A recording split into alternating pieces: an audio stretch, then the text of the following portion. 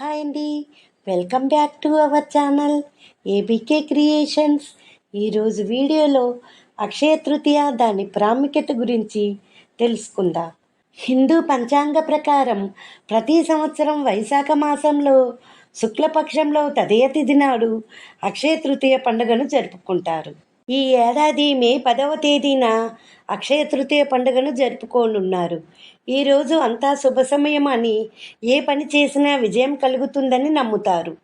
తమ సిరి సంపదలను పెంచుకోవడానికి బంగారం, వెండి, అనేక ఇతర వస్తువులను కొనుగోలు చేస్తారు. హిందూ పంచాంగం ప్రకారం ప్రతి సంవత్సరం వైశాఖ మాసంలో శుక్లపక్షంలో తదియ తిథి నాడు అక్షయ తృతీయ పండుగను జరుపుకుంటారు. ఈ పవిత్రమైన రోజున ఏ పని చేపట్టినా ఖచ్చితంగా విజయం లభిస్తుందని చాలామంది నమ్ముతారు. అక్షయం అంటే ఎప్పటికీ తగ్గిపోకుండా ఉంటుందని అర్థం. తమ సిరి సంపదలను పెంచుకోవడానికి బంగారం, వెండి, అనేక ఇతర వస్తువులను కొనుగోలు చేస్తారు. అక్షయ తృతీయ విశిష్టత గురించి పద్మపురాణంలో పేర్కొనబడింది. ఈరోజు చేసే పనులన్నీ ఫలిస్తాయని, వాటి ఫలాలు ఎన్నటికీ తరిగిపోవని విష్ణుమూర్తి నారద మహామునితో చెప్పాడు. అక్షయ తృతీయ రోజున మహావిష్ణువు పరశురాముడిగా భూమిపై జన్మించాడని పురాణాలు చెప్తున్నాయి.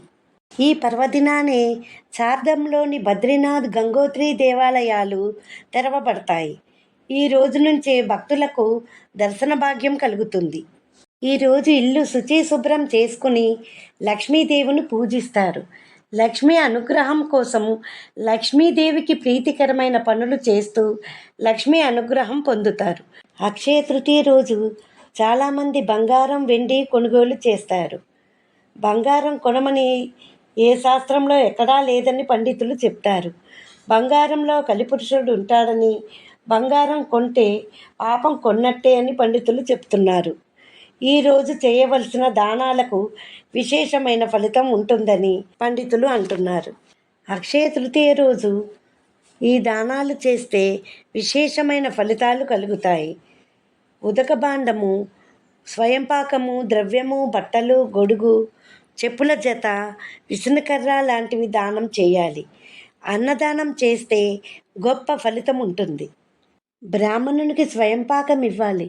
స్వయంపాకము చల్లని నీటితో ఉన్న మంచినీటి కుండను, కుదిరితే అంచు ఉన్న తెల్లటి పంచెను దక్షిణ తాంబూలాలతో దానం ఇస్తే విశేషమైన ఫలితం ఉంటుంది.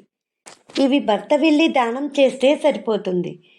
కానీ భర్తతో పాటు భార్య కూడా వెళ్ళి 2 జాకెట్ ముక్కలు, పసుపు, కుంకుమ, గాజులు దానం చేస్తే వారికి ఏ జన్మలో అయినా తిండికి, బట్టకు లోటు లేకుండా ఉంటుంది.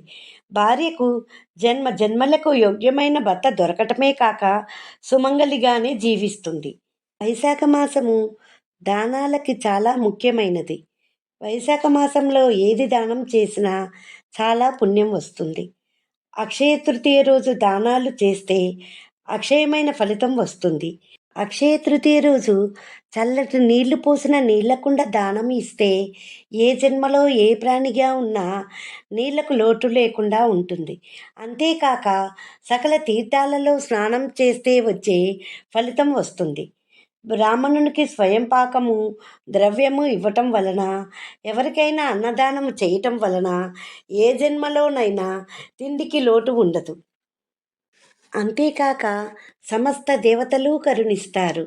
తెల్లటి అంచున్న వస్త్రాన్ని దానం చేస్తే ఏ జన్మలోనూ బట్టకు లోటు ఉండదు.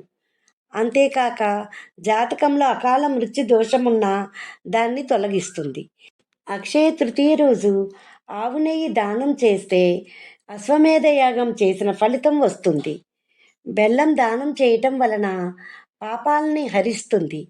గొడుగు దానం చేస్తే పంచభూతాల నుంచి కలుగు తుఫాన్లు మొదలైన క్లేశాల నుండి రక్షిస్తుంది.